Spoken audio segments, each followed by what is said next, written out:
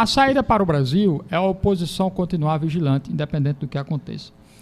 Porque se você me perguntar o que eu acho, bom, eu vejo o seguinte, a tendência é que Lula assuma sim a presidência. Por quê? Porque o presidente já deu ok para a equipe de transição, que está de vento em popa, com 238 pessoas.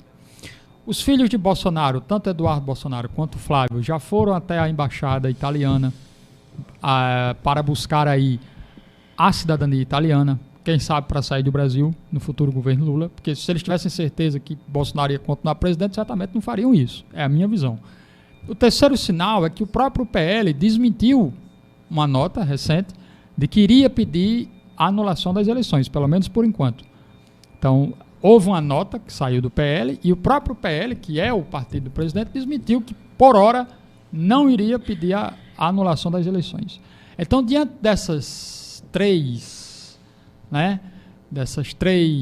indicações aí de acontecimentos, observe que a tendência, sim, é do presidente Lula assumir, a não ser que haja um fato novo que venha mudar isso. Abalar esse tipo de continuidade dessa situação que me parece extremamente estável para que ele possa assumir e iniciar o seu governo.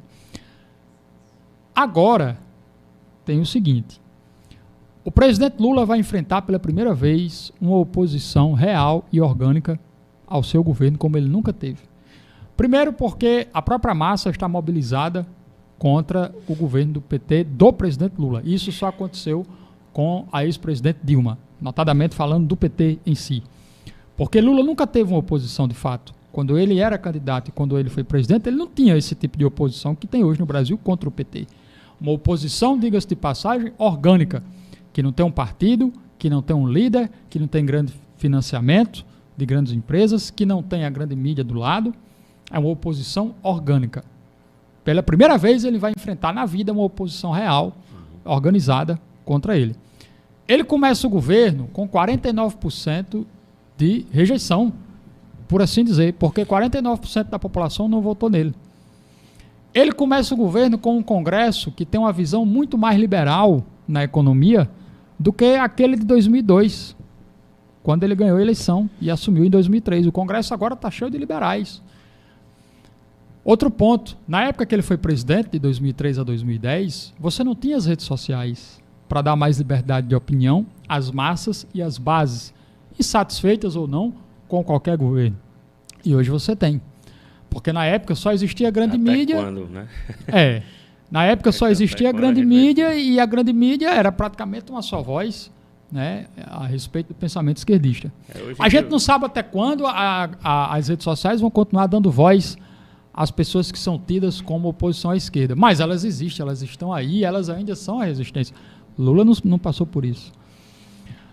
Lula também vai enfrentar uma guerra da Ucrânia. Lula vai enfrentar um Congresso americano que agora, a Câmara dos Representantes, que seria a Câmara dos Deputados lá nos Estados Unidos, ela é de maioria conservadora agora. Ela é de maioria republicana. O Senado é de maioria democrata. É de maioria esquerdista, mas a Câmara dos Representantes, que é a Câmara dos Deputados de lá, é de maioria republicana. Então isso balanceia o jogo, isso reequilibra o jogo. E tem outro fator que é importante lembrar. Donald Trump já anunciou, agora no último dia 15, que será novamente candidato a presidente dos Estados Unidos.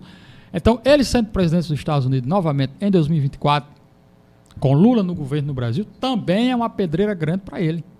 Ele vai encontrar uma forte oposição. Então, os ventos políticos que a gente observa não são favoráveis a Lula igual a 2003.